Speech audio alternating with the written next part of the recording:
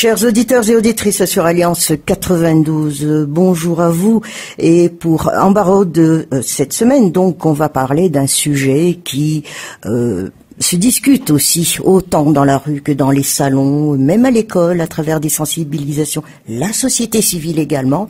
Et c'est tout simplement ce qu'on appelle ici comment éviter le blanchiment d'argent. Vous avez compris, on va parler de Samsung. Mais c'est comment justifier tout cela, comment cela se passe, les fraudes fiscales, douanières, tout cela, c'est le rôle ici que fait Samifine.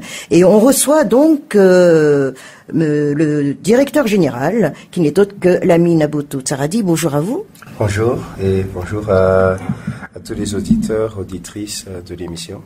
Oui, alors quand même le monde évolue et ça peut évoluer aussi dans le mauvais sens. Parfois, plus de frontières, bien qu'il y ait des lois, mais si l'on parle au niveau de Samifine quand même, qui est à sa 10e année cette année, son évolution. Alors tout d'abord, vous avez raison de souligner que le monde évolue. Et avec le phénomène de la mondialisation, globalisation, est venu donc des pratiques dont on n'avait pas conscience au-delà donc des années 90. Et donc on a pris conscience que la corruption, le blanchiment de capitaux est venu avec donc ce mouvement de mondialisation. Et ces infractions sont considérées comme étant des freins majeurs au développement. 10 années d'existence du service de renseignement financier, 10 années au cours desquelles on a posé les bases de ce qui est de la lutte contre le blanchiment de capitaux. À Madagascar, on a adopté en 2004, donc c'était au-delà de ces 10 années, on a adopté une loi contre le blanchiment de capitaux à Madagascar. Ensuite, mis en place le service de renseignement financier qui est devenu opérationnel donc depuis 2008. Ce service est chargé de la lutte contre le blanchiment de capitaux et depuis 2015 également de la lutte contre le financement du terrorisme. Oui, mais cela veut dire que tout mérite donc loi. Mais est-ce que nos lois sont assez robustes par rapport à cette vélocité de fraude ou de blanchiment ou autre? Alors, le cadre législatif est évidemment essentiel. Le cadre juridique, législatif et réglementaire est primordial donc pour démarrer un programme. Mais au-delà, il faut souligner l'importance de la volonté politique. L'engagement de l'État à prendre à bras le corps les fléaux que sont la corruption, le blanchiment de capitaux. Donc tout commence par cette volonté politique, donc de mettre en place les structures, les lois et l'ensemble du système qui va lutter contre le blanchiment de capitaux. Nos lois ne sont plus conformes avec le standard du GAFI. Déjà, sans hésitation, je dis qu'on n'a pas les lois qui nous permettent de cerner le phénomène de blanchiment de capitaux et de lutter efficacement contre ce fléau. Dans le sens où on a adopté en 2004, on a adopté en 2004 la loi 2004-020 du 19 août 2004 sur le blanchiment de capitaux et le recouvrement des avoirs illicites et la coopération internationale.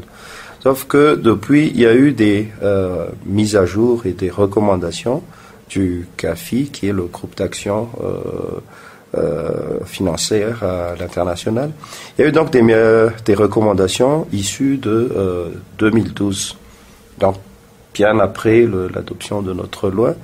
Ce qui nous met dans une situation de non-conformité déjà sur le plan technique par rapport à ces recommandations du GAFI qui font référence sur le plan international et même sur le plan sous-régional et nous oblige donc à se mettre au niveau de ces recommandations. Nous avons intégré en 2016 les SAMLAG ou l'instance qui regroupe les pays de l'Afrique orientale et australe sur la lutte contre le blanchiment de capitaux. Et ça nous contraint donc à se mettre au niveau de ces pays, se mettre au niveau des standards pratiqués par l'ensemble de ces pays, et donc de mettre à jour notre loi. C'est pour cela que le service de renseignement financier, en collaboration avec les autres structures de lutte contre la corruption, Bianco, Comité pour la sauvegarde de l'intégrité, mais aussi le ministère de la Justice qui est porteur du projet. On a donc élaboré un projet que l'on a proposé à l'exécutif pour être adopté à l'Assemblée nationale. Ce qui fut... le projet donc a été présenté en décembre de 2017 pour adoption à l'Assemblée nationale, et depuis ce projet est toujours en attente déjà d'être discuté enfin au niveau de la commission juridique de l'Assemblée nationale, et à l'issue de ces travaux de commission. Mais où se situe le problème pour qu'on ne voit pas ce dossier? C'est un manque de volonté ou pas priorité ou... Bon, après, je ne vais pas me substituer à l'Assemblée nationale. Parce que ça vous bloque quand même dans votre évolution. En fait, pratique, ça bloque Madagascar. Ouais. C'est pas le problème du service de renseignement financier. C'est pas seulement le problème du service de renseignement financier. C'est le problème de Madagascar. Donc, pour revenir un peu à ce blocage, on aurait identifié le problème si on avait initier ne serait-ce que le début d'une discussion sur le projet, sauf que ça ne s'est jamais fait. Et c'est là où ça pose problème, parce que c'est quelque part un déni de démocratie que de ne pas se pencher sur un problème réel. Encore une fois, moi j'insiste sur le fait que ce soit la lutte contre la corruption ou la lutte contre le blanchiment de capitaux, ce n'est pas que l'affaire des structures spécialisées en charge de ce programme. Et déjà, il faut une volonté politique à la base. Après, les structures sont là pour faire leur travail en toute indépendance, en toute impartialité, mais dans le cadre de la légalité. Mais il revient en définitive évidemment à l'exécutif, mais aussi au législatif de prendre la responsabilité d'adopter les bonnes lois pour que l'on puisse travailler efficacement. J'ai parlé tout à l'heure de l'ESAMLAG. Donc nous avons intégré cette structure, et après on a connu un processus d'évaluation qui nous met maintenant dans une situation de suivi renforcé. Suivi renforcé, pourquoi? Parce que à l'issue de ce processus, on a constaté donc des défaillances graves par rapport à notre dispositif de lutte contre le blanchiment de capitaux, de financement du terrorisme. J'ai parlé tout à l'heure du décalage entre notre loi actuelle, qui date de 2004, et les recommandations de 2012. Donc, c'est obligé que nous ne soyons pas en conformité avec ces recommandations. Et donc, on est dans un processus de suivi renforcé. Cela nous laisse un an, une année, juste pour redresser notre loi, donc d'adopter de nouvelles lois qui soient conformes aux standards de Gafi et aux standards pratiqués à l'international. Qu'est-ce qui va se passer si au bout d'un an on n'a pas accompli d'amélioration significative? On va être versé dans ce qu'ils appellent liste de crise, c'est-à-dire liste des pays présentant des défaillances graves et dont les efforts pour améliorer ces défaillances n'ont pas été significatif pour que le pays sorte donc déjà de cette liste de crise, mais aussi du processus de suivi renforcé. Quelles sont les conséquences? Évidemment, c'est déjà l'image du pays. C'est jamais bon d'être fiché parmi des pays qui ne luttent pas suffisamment contre le blanchiment de capitaux et le financement du terrorisme. Après, c'est surtout au niveau des banques que ça va être ressenti. dans la mesure où tous les financements qui font sortir de Madagascar, fuite des capitaux, comme on dit, fuite de capitaux, mais aussi tout ce qui est flux financier entrant ou sortant de Madagascar va être soumis à des vigilances renforcées. Donc, ce qui va provoquer un surcoût sur ces financements, voire il y aura des banques qui vont même refuser tout flux de capitaux qui vont entrer ou sortir de Madagascar. Donc, vous voyez un peu la conséquence que ça pourrait avoir sur notre économie qui est très, très dépendante de tout ce qui est importation et exportation. Alors, on parle aussi d'infractions fiscales, comme il a été signifié, douanières, portuaires, marchés publics. C'est tout un lot qui mérite donc d'être surveillé. Mais on voit aussi à travers votre site, le site web de Samifin, qu'il y a des comptes rendus qui se font trimestriellement.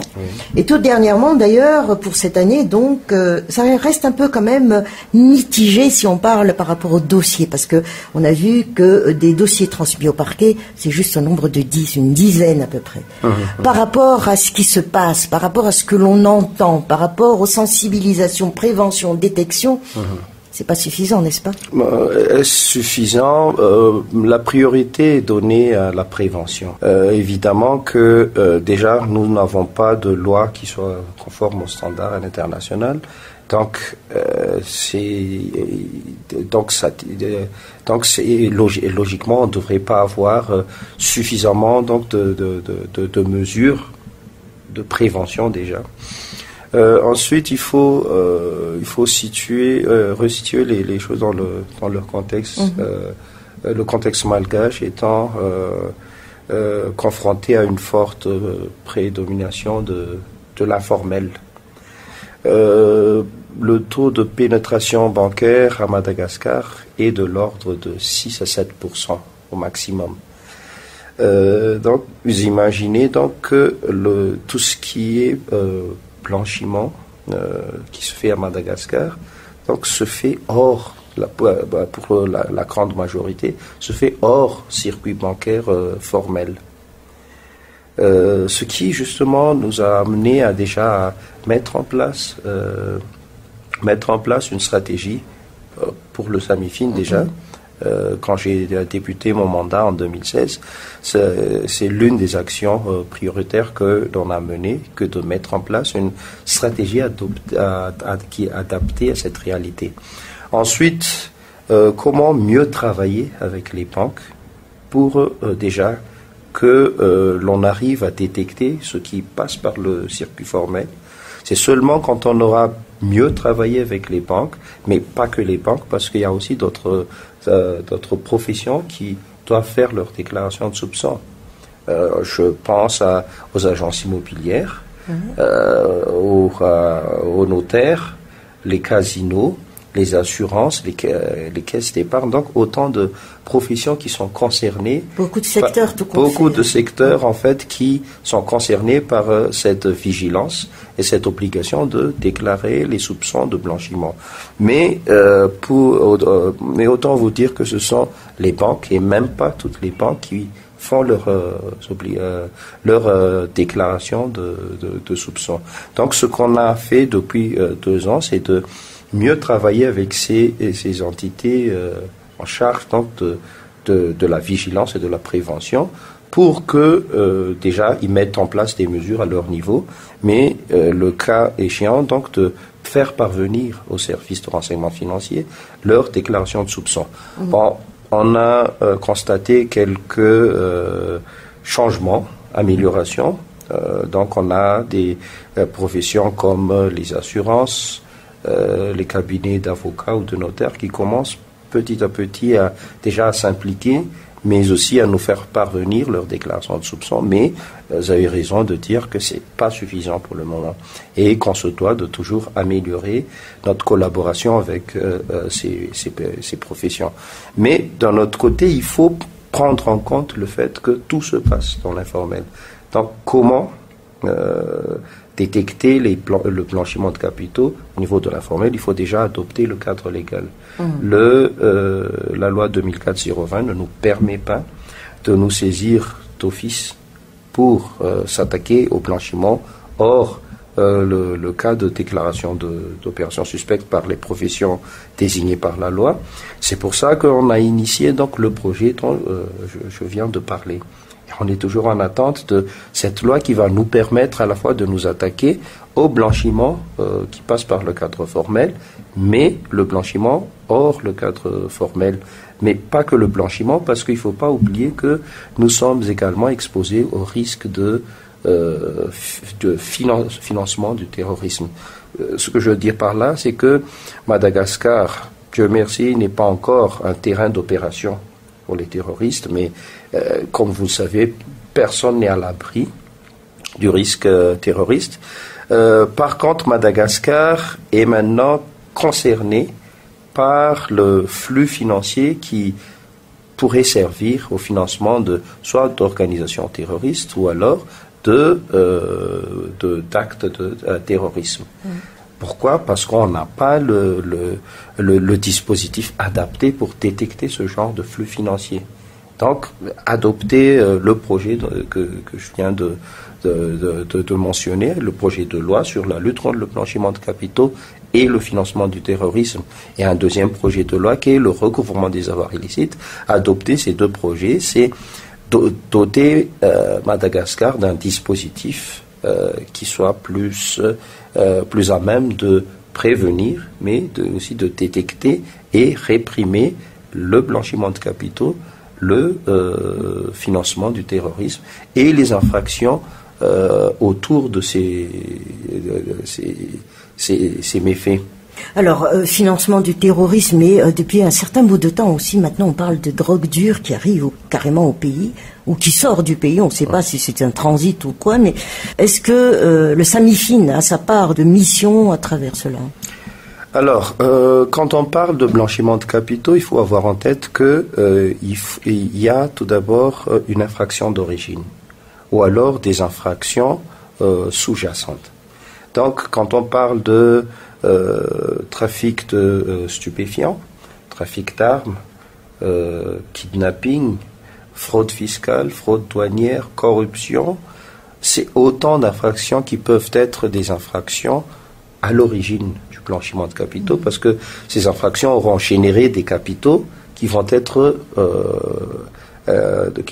donc masqués à travers le processus de blanchiment, parce que blanchir les capitaux, c'est en dissimuler l'origine illicite afin de pouvoir évidemment profiter de ces avoirs illicitement obtenus. Donc, quand on parle de trafic de stupéfiants à Madagascar, effectivement, le risque est plus que probable que Madagascar soit maintenant très concerné dans le circuit le trafic de stupéfiants. En fait, le risque, en tout cas les informations que l'on a eues,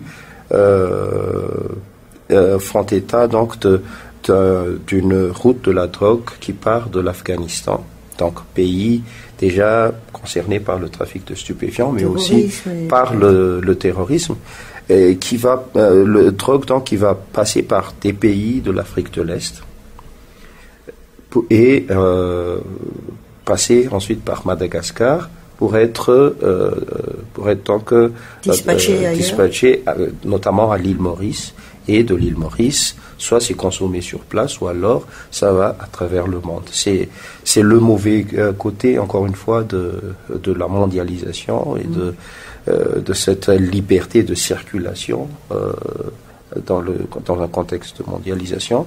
Et donc, Madagascar est plus que concerné par ce phénomène. Raison de plus pour avoir déjà le cadre législatif pour prévenir et lutter contre ces phénomènes-là, mais aussi une coordination au niveau des acteurs. Quel acteur ? Ministère de la Justice. Le ministère de la Justice, évidemment, est concerné, mais pas que le ministère de la Justice, parce que quand on parle de trafic illicite, il y a l'aspect judiciaire, mais il y a l'aspect sécuritaire. Quand on parle de blanchiment de capitaux, de financement du terrorisme ou de trafic de stupéfiants, il faut toujours avoir en tête cette dualité entre l'aspect purement judiciaire et l'aspect sécuritaire. Donc déjà, les forces de l'ordre, notamment les unités spécialisées dans ce genre de trafic, les services de renseignement, de SAMIFIN, mais pas que le SAMIFIN, parce qu'on a aussi d'autres services de renseignement. Je parlerai du CIS, qui contribue justement à détecter ce genre de méfaits. Mais pas que le CIS, parce que quand la gendarmerie nationale, la police nationale, non seulement ils ont des unités qui vont intervenir sur le plan judiciaire, mais ils ont aussi des unités de renseignement. Donc, il faut une coordination d'ensemble pour être efficace dans la lutte contre ce genre de fléau. Il faut une approche multidisciplinaire et transversale. On ne peut pas lutter tout seul dans son coin contre le blanchiment de capitaux ou le trafic de stupéfiants. Il faut vraiment cette approche multidisciplinaire et transversale de la question pour être efficace. Mais ça, encore une fois, je reviens toujours à la nécessité déjà d'avoir des lois adaptées par rapport à l'évolution de ces phénomènes. Peut-être encore interpeller davantage. Interpeller, ça c'est nous on est là plus pour proposer et assister le gouvernement en tant qu'organisme public, le SAMIFIN, donc se doit d'être disponible pour apporter son expertise technique au gouvernement, mais pas que le gouvernement, parce que nous sommes aussi redevables envers l'Assemblée nationale à travers déjà un rapport annuel, mais également au besoin donc d'apporter des éclairages techniques. Mais au-delà de cela, il y a la société civile qui doit être consciente donc des impacts négatifs de ces méfaits sur la vie de la nation. Et d'ailleurs, je profite de l'instant pour déjà encourager les membres de la société civile à renforcer leurs actions, parce que on a quelques groupements de la société civile qui sont vraiment actifs dans ce domaine. Je parlerai de Transparency International, Initiative Madagascar, mais également de mouvements comme le mouvement Rouille. Ce sont des gens qui sont très très actifs dans le domaine, mais que l'on encourage toujours à renforcer davantage leurs actions pour que l'on se fasse plus entendre dans ce domaine de la lutte contre la corruption. Mais à côté, on a aussi les opérateurs économiques qui, je viens d'expliquer tout à l'heure que le fait pour Madagascar de risquer d'être versé dans la liste grise, ça devrait concerner les opérateurs économiques.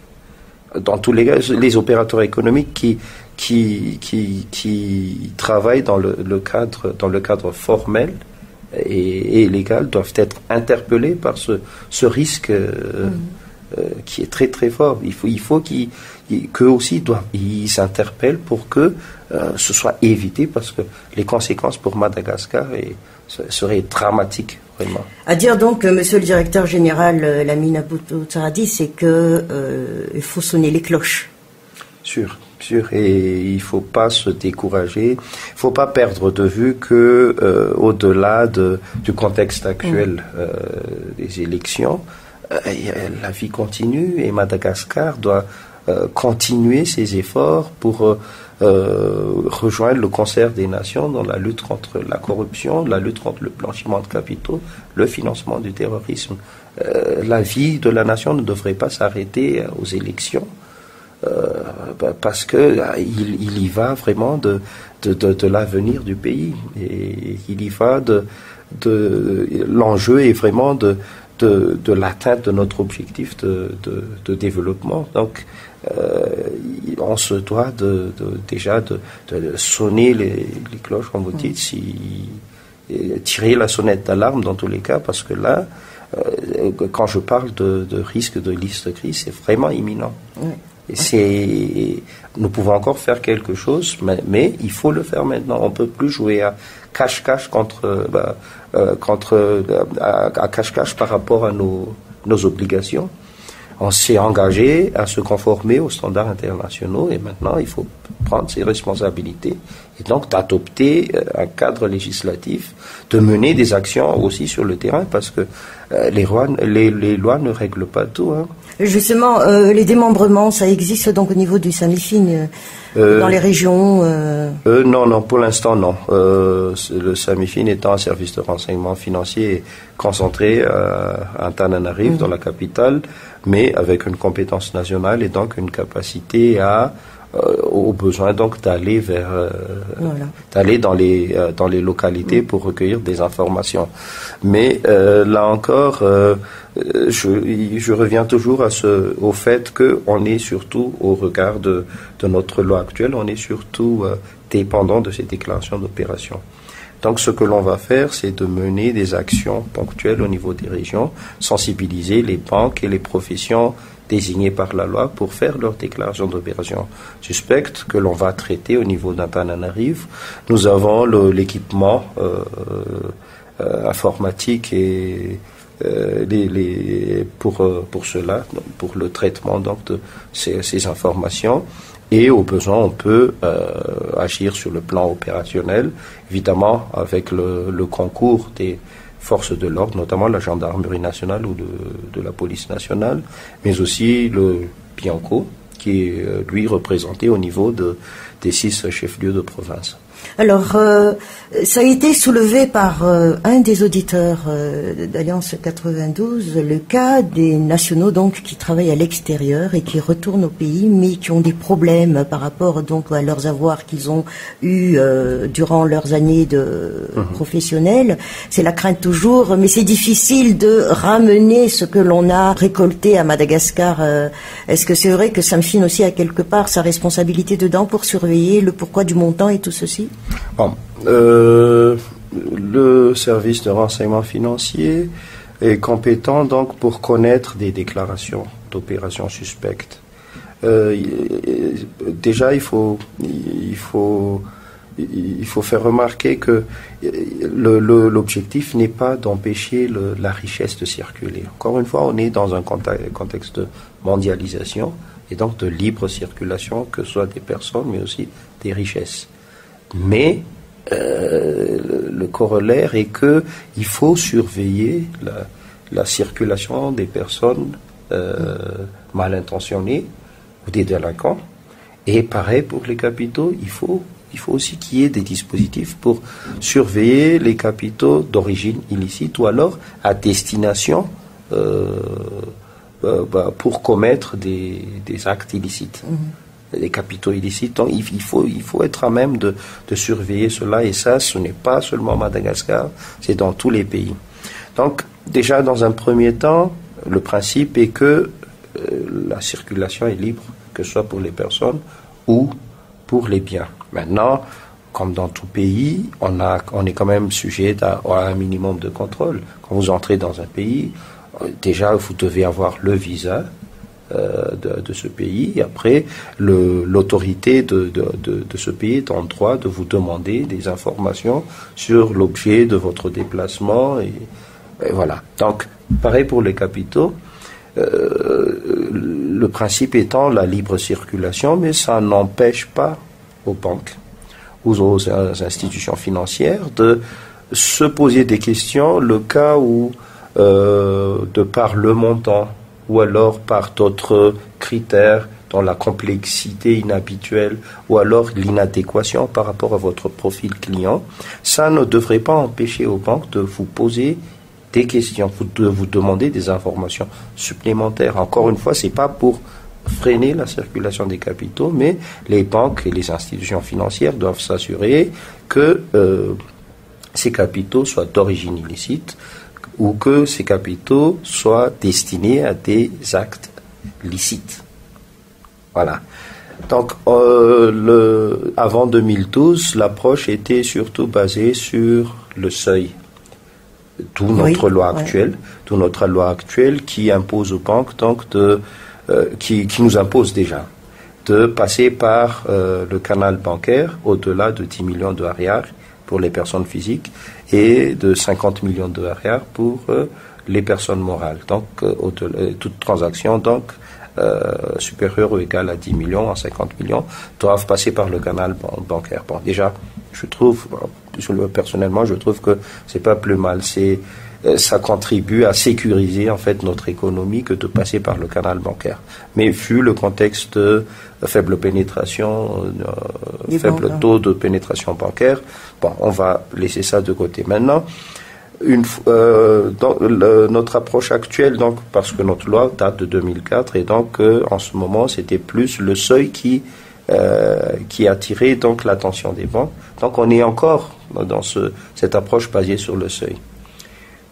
Quel est le contenu du projet de réforme qu'on a introduit? C'est justement de changer cette approche basée sur le seuil par une autre approche qui est l'approche basée sur les risques. Donc ce n'est pas le seuil en soi qui devrait, sur le seuil que l'on devrait focaliser, c'est surtout les risques. Donc est-ce que le secteur est à risque?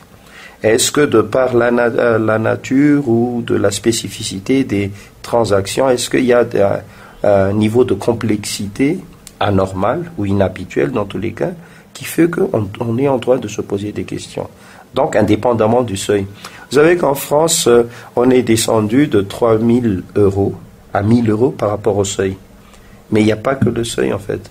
À Madagascar, donc, on est encore à 10 millions de ariars, qui est l'équivalent de moins de 3 000 euros maintenant avec la dévaluation, mais en tout cas c'était la base. Donc moi j'encourage surtout une autre approche qui est l'approche basée sur les risques. Donc risque que ce soit l'origine des capitaux, le pays d'origine ou la région d'origine, le profil client, est-ce que c'est en adéquation avec les avoirs, le flux financier. Est-ce qu'il y a une logique qui fait que on doit laisser libre circulation aux capitaux, ou alors s'il y a quelque chose d'anormal, il faut que la banque ou l'institution financière ou la profession déclarante puisse poser les bonnes questions avant de conclure à un soupçon. Donc maintenant, je ne sais pas si par rapport à cela, est-ce qu'il y a eu des demandes ou des opérations qui sortent de l'ordinaire qui fait que l'auditeur dont vous parlez a connu des difficultés, mais en tout cas, ces difficultés-là sont déjà imposées par la politique interne des banques ou des institutions financières par lesquelles les capitaux ont transité. Sinon, j'insiste sur le fait que le principe est la libre circulation. Mais ça n'empêche pas à ce qu'il y ait des mesures de vigilance. Souhaitons que cette loi va sortir très bientôt quand même pour mieux avancer et surtout rassurer aussi ceux qui possèdent les capitaux pour investissement, pour un bon développement du pays. Mais on rappelle, on a reçu ici le directeur général du SAMFIN, Lamine Abouto Zaradi. Encore une fois, merci à vous de nous avoir donné ces quelques minutes et pour les 10 autres prochaines années avec d'autres lois plus fortes sans doute. Merci à vous. Merci à vous et merci aux auditeurs et auditrices.